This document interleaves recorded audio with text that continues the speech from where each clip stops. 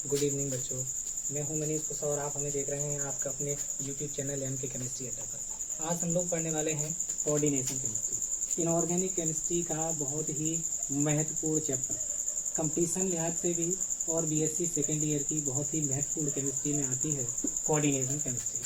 सबसे पहले हम लोग जानते हैं कि कोऑर्डिनेशन केमिस्ट्री कहते किसे हैं। अगर इसको डिफाइन किया जाए तो किस तरीके से डिफाइन करेंगे। Coordination chemistry is the branch of coordination chemistry is the branch of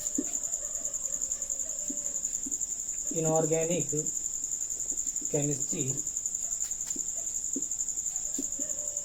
which deals with the study of coordination compound.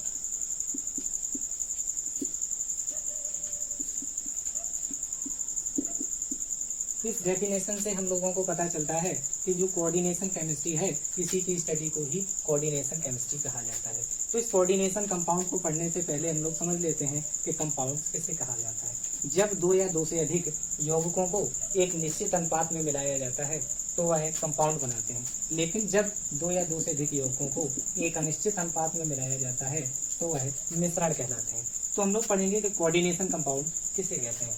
इससे पहले हमें जानना जरूरी है कि एडिशनल कंपाउंड यानी योगात्मक यौगिक या फिर मॉलिक्यूलर कंपाउंड किसे कहते हैं।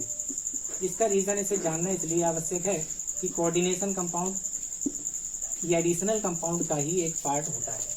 जो मॉलिक्यूलर कंपाउंड या एडिशनल कंपाउंड है ये दो प्रकार के होते हैं, जिसमें पहला होता है कोऑर्डिनेशन का है या कॉम्प्लेक्स साल्ट बीन को कहते हैं कॉम्प्लेक्स कंपाउंड, और सेकेंड होता है डुअल साल्ट जिसे कहते हैं द्विक लवण। डिफाइन करते हैं एडिशनल कंपाउंड किसे कहा जाए। सबसे सिंपल वे में अगर देखा जाए तो दो सिंपल से साल्ट्स को लिया जाए, दो सिंपल से साल्ट्स।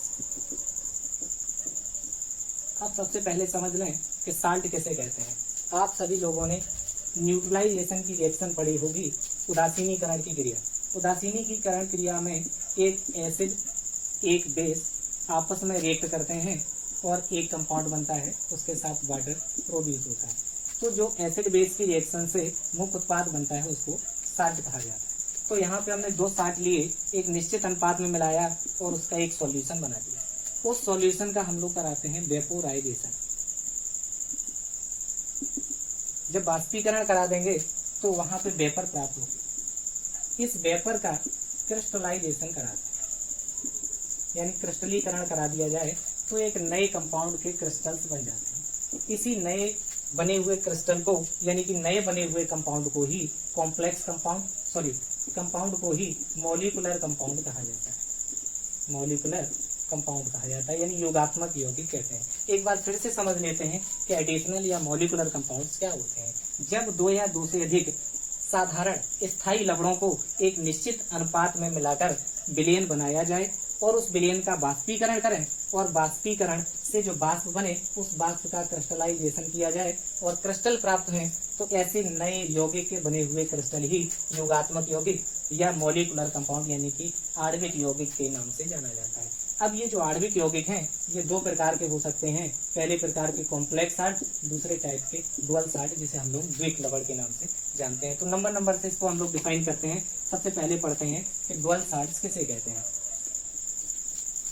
द्विक लवण, डुअल साल्ट, द्विक लवण। द्विक लवण पढ़ने से पहले मॉलिक्यूलर कंपाउंड्स के कुछ एग्जांपल पढ़ लिए जाए। मॉलिक्यूलर कंपाउंड्स, जब बात करते हैं मॉलिक्यूलर कंपाउंड्स की तो एक बात फिर से समझ लें कि दो या दो से अधिक साधारण लवण। अगर सिंपल से साल्ट की बात करें, एक एग्जांपल लेते हैं पोटेशियम क्लोराइड का, दूसरा एग्जांपल लेते हैं मैग्नीशियम क्लोराइड का, उसके साथ कुछ वाटर के मॉलिक्यूल जोड़ दिए और एक नया जो यौगिक बनेगा यानी कि दो सिंपल साल्ट लिए, इसका सॉल्यूशन बनाया, वेपोराइजेशन किया, उसके बाद क्रिस्टलाइजेशन कर दिया, तो जो नए कंपाउंड बना, जो क्रिस्टल्स नए बने उसको मॉलिक्यूलर कंपाउंड कहा। तो इसको हम लोग कार्नेलाइट के नाम से भी जानते हैं। कार्नेलाइट ये पोटेशियम और मैग्नीशियम का एक साल्ट भी होता है। दूसरा अगर मॉलिक्यूलर कंपाउंड का एग्जांपल लें तो सबसे सिंपल सा एग्जांपल लेते हैं पोटास एलम का, जिसे हम लोग फिटकरी के नाम से भी जानते हैं। K2SO4 और दूसरा साल्ट लिया Al2SO4 का होल थ्राइस, ये पोटेशियम सल्फेट का सिंपल साल्ट है, दूसरा एल्यूमिनियम सल्फेट का सिंपल साल्ट है। इसके साथ कुछ मॉलिक्यूल्स हमने वाटर के डाल दिए। अब इसको इसके साथ क्रिस्टलाइजेशन कर दिया तो एक नए क्रिस्टल फॉर्म में एक कंपाउंड प्राप्त हो गया, उसको योगात्मक यौगिक कह दिया और ये पोटास एलम के नाम से भी जाना जाता है। इसका फॉर्मूला हो जाएगा K2SO4 Al2SO4 का होल थ्राइस 24H2O। अगर नेक्स्ट किसी योगात्मक यौगिक की बात कर लें तो कॉपर सल्फेट को अमोनिया के साथ भी घोला जा सकता है। यदि आप अमोनिया के साथ घोलते हैं तो नया योगात्मक यौगिक बनता है, इसको CuSO4 × 4NH3 के नाम से भी जानते हैं। अगर इसको नाम लिया जाए, इसको पढ़ा जाए तो टेट्राएमीन कॉपर सल्फेट के नाम से भी पढ़ा जाता है। तो यहाँ योग हो जाता है, इसको योगात्मक यौगिक कहते हैं। एक कोई छोटा सा और एग्जाम्पल लेते हैं NiCl2 + 6NH3। इसका साल्ट लिया निकल क्लोराइड का, अमोनिया को लिया, दोनों का सॉल्यूशन बनाया, वेपराइजेशन करते हैं, क्रिस्टलीकरण कर देते हैं और एक नया कंपाउंड बना। वो कंपाउंड NiCl2 × 6NH3 बना। इसको हेक्साएमीन निकल क्लोराइड पढ़ते हैं। अब यहाँ इस डुअल साल्ट में जब हम लोग नोमेनक्लेचर पढ़ेंगे तो हम आपको बताएंगे कि इनके नाम कैसे रखे जाते हैं। लेकिन यहाँ एक चीज समझना आवश्यक है, हमने आपसे कहा कि दो कंपाउंड, दो साधारण रबड़ आपस में निश्चित अनुपात में मिलाए गए और एक विलयन बनाया गया। तो यहाँ जो साधारण रबड़ जो मिला रहे हैं, जो बनते हैं, जिस सॉल्वेंट में घुला जाए, तो यहाँ पोटेशियम और मैग्नीशियम के क्लोराइड को वाटर में घुल दिया, यहाँ वाटर में घुल दिया, यहाँ अमोनिया में घुल दिया। तो जिस प्रकार के विलायक में घुल दिया जाए तो उसी प्रकार के यौगिक बन जाते हैं। इन यौगिकों के नाम हाइड्रेट्स के नाम से जोड़े जाते हैं। ये जो कंपाउंड है जिस सॉल्वेंट में घुला गया, वाटर में घुला गया, तो इसको हम लोग कहेंगे हाइड्रेट। लेकिन अगर अमोनिया सॉल्यूशन में घोला गया, इस कॉपर सल्फेट को हमने अमोनिया के विलयन में घोल दिया, तो जो नए क्रिस्टल प्राप्त हुए वो अमोनिएट्स कहलाएंगे। इसी तरीके से वाटर में घोला गया जो कंपाउंड है वो हाइड्रेट्स कहलाता है, अमोनिया में घोला गया अमोनिएट कहलाता है। अगर H2O2 के साथ अगर कंपाउंड को घोल दिया जाए और उसका क्रिस्टलाइजेशन करें तो नए अगर क्रिस्टल बनते हैं तो उसको पर ऑक्सोहाइड्रेट्स के नाम से भी जानते हैं। अब हम लोग पढ़ेंगे कि डुअल साल्ट्स क्या हैं। तो ये मॉलिक्यूलर कंपाउंड्स के कुछ एग्जांपल्स थे, इसको समझ लें। आप इसको नोट भी कर सकते हैं, वीडियो को पॉज करिए, एक बार देख लीजिए, डाउनलोड कर लीजिए।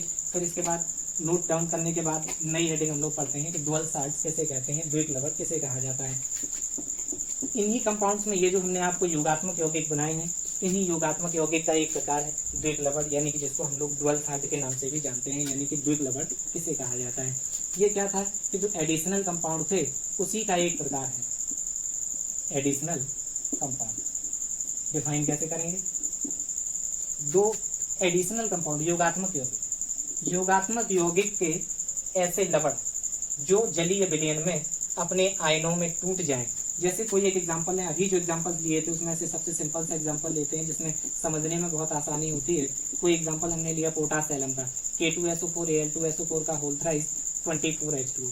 इसको हमने वाटर में डिसॉल्व कर दिया। जलयोजित करने पे हमने पाया कि इसमें 2K पॉजिटिव पोटेशियम सल्फेट के आयन आए, SO4 double negative plus aluminium के आयन्स आए, प्लस यहाँ सल्फेट्स के आयन आए SO4 double negative plus 24H2O आया।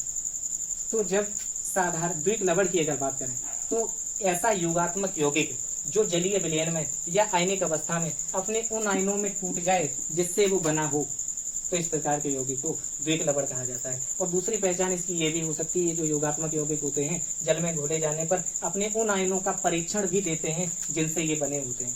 लेकिन अगर यहीं अगर बात करें कॉम्प्लेक्स साल्ट की तो ये जैसे इसके जस्ट अपोजिट होते हैं। एडिशनल कंपाउंड के और एग्जांपल्स भी हम लोग समझ लेते हैं। कोई एक मोहर लवण का एग्जांपल समझें, FeSO4 NH4 का होल ट्वाइस SO4 × 6H2। अगर इसको डिसॉल्व किया जाए तो यहाँ पे Fe double positive plus SO4 double negative plus 2NH4 single positive plus SO4 double negative plus 6H2O में ये टूट जाए। तो ये डेफिनेशन हो गई। यहाँ से 2 पॉइंट्स क्लियर हुए कि जब ऐसे योगात्मक यौगिक जब जलीय विलयन में या किसी आयनिक अवस्था में तोड़े जाएं तो अपने उन आयनों में टूट जाएं जिनसे वो बने हों।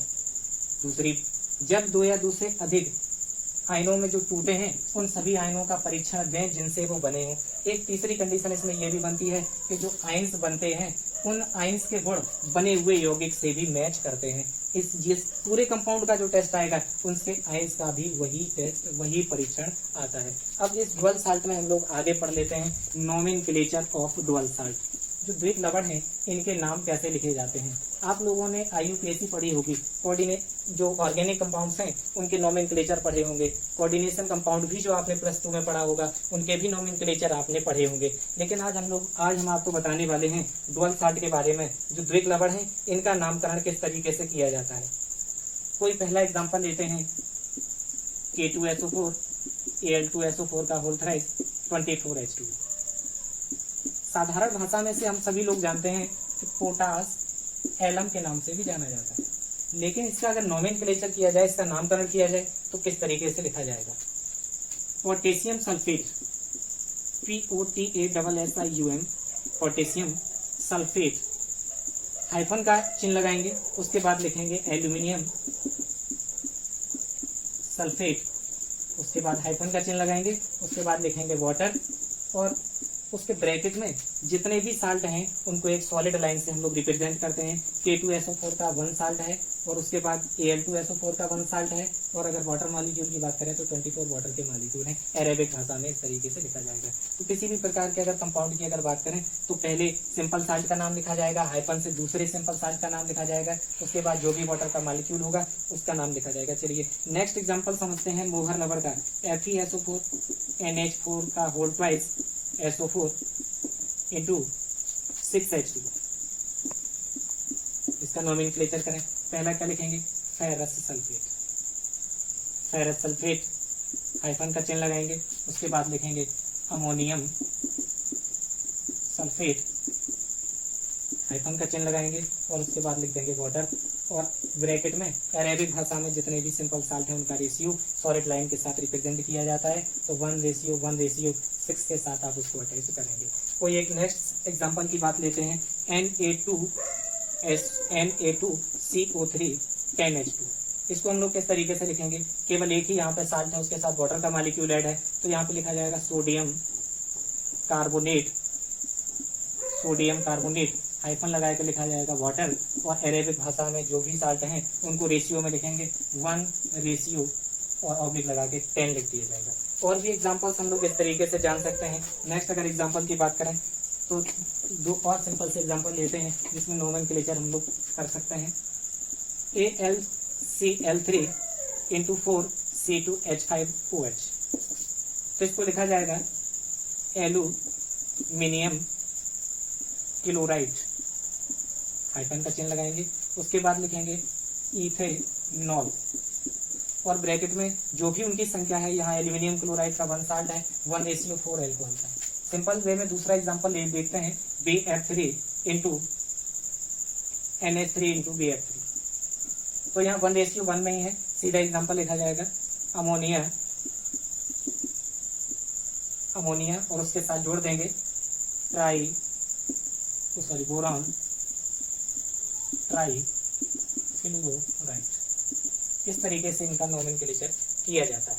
नेक्स्ट हम लोग अब बात करते हैं, अगर डुअल साल्ट्स में अगर कुछ नेक्स्ट टाइप के अगर एग्जांपल हो तो उनको कैसे लिया जाएगा। नेक्स्ट टाइप के अगर आप साल्ट की अगर आप बात करें तो नेक्स्ट टाइप के साल्ट्स को आप जिसमें ऑक्सीडेशन स्टेट जो है डिफरेंट हो, उनको आप किस तरीके से ऐड कर सकते हैं। देखिए एग्जांपल से हम लोग और समझ लेते हैं। जैसे एक साधारण सा एग्जांपल है कि NaCO3।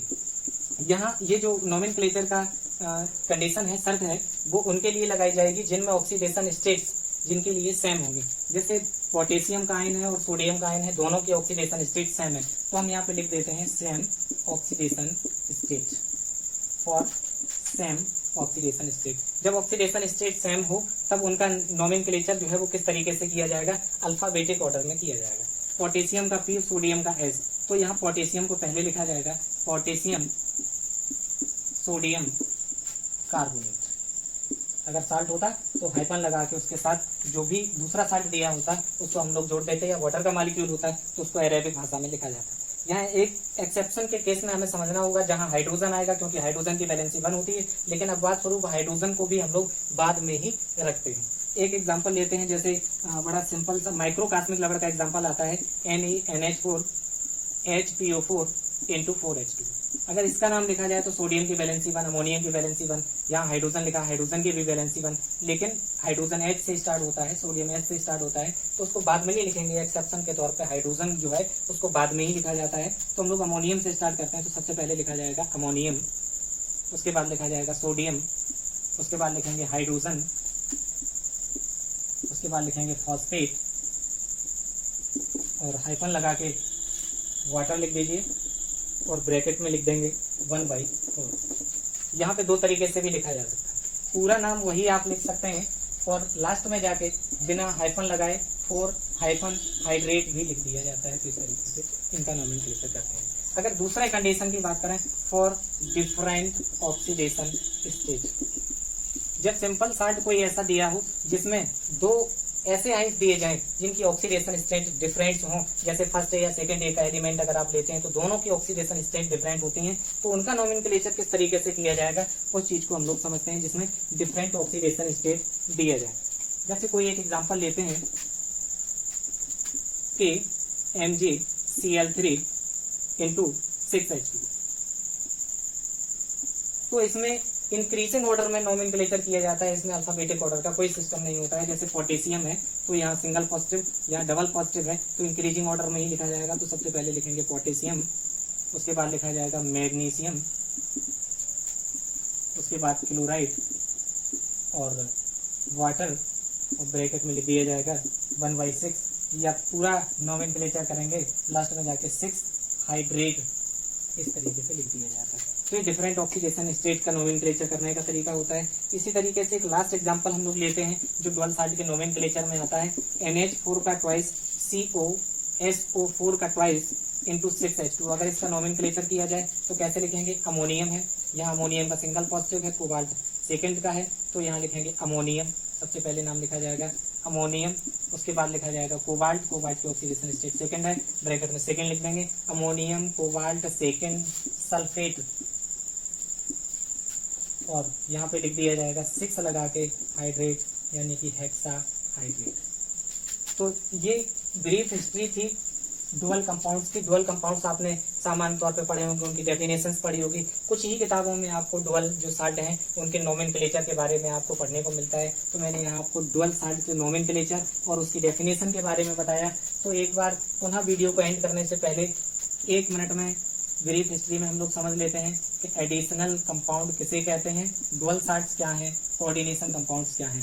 एडिशनल कंपाउंड क्या है, 1 मिनट समझ लीजिए। एडिशनल कंपाउंड कहें या मॉलिक्यूलर कंपाउंड कहें, जब साधारण 2 स्थायी लवणों को एक निश्चित अनुपात में मिलाकर एक विलयन बनाया जाए और उस विलयन का बाष्पीकरण करें, बाष्पीकरण के पश्चात उसका क्रिस्टलीकरण कर दिया जाए, तो नए कंपाउंड का जो क्रिस्टल प्राप्त हुआ उस कंपाउंड को योगात्मक या आणविक यौगिक कहा जाता है। ऐसे योगात्मक या आणविक यौगिक 2 प्रकार के होते हैं जिन्हें हम लोग डुअल साल्ट या कोऑर्डिनेशन कंपाउंड या कॉम्प्लेक्स कंपाउंड के नाम से भी जानते हैं, जैसा कि हम लोगों ने अभी डेफिनेशन में पढ़ा। कोऑर्डिनेशन का एंड करने से पहले एक बार समझ लें कि 1892 ईस्वी में एल्फ्रेड बर्नर ने पहले कंपाउंड की स्टडी की थी, इसलिए कोऑर्डिनेशन केमिस्ट्री का जो फादर है वो अल्फ्रेड बर्नर को कहा जाता है। अब जो कोऑर्डिनेशन केमिस्ट्री का जो